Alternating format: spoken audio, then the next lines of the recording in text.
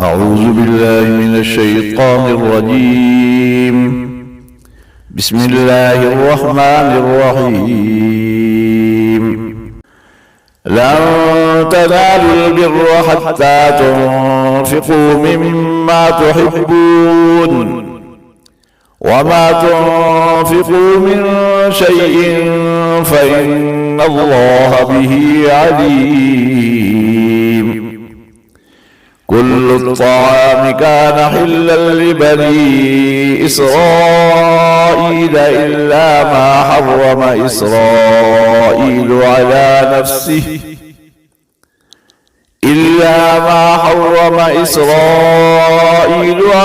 نفسه من قبل أن تنزل التوراة.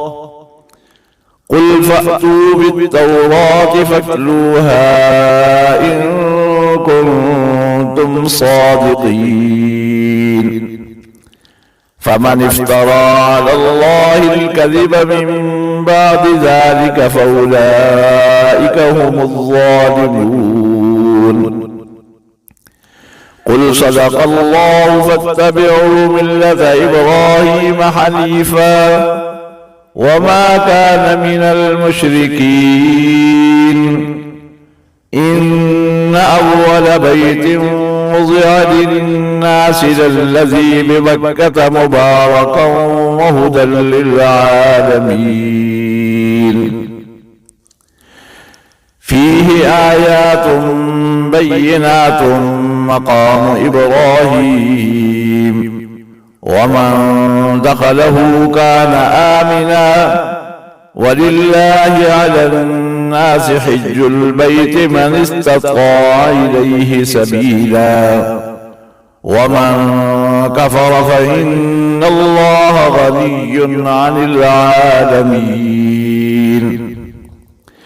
قل يا أهل الكتاب لم تكفرون بآيات الله والله شهيد على ما تعملون.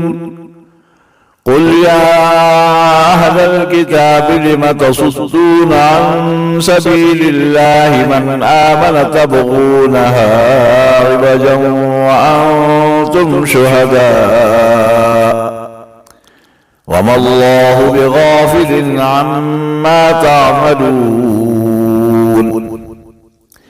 يا أيها الذين آمنوا إن تطيعوا فريقا من الذين أوتوا الكتاب يردوكم بعد إيمانكم كافرين. وكيف تكفرون وأنتم تتلى عليكم آيات الله وفيكم رسوله ومن يعتصم بالله فقد هدي إلى صراط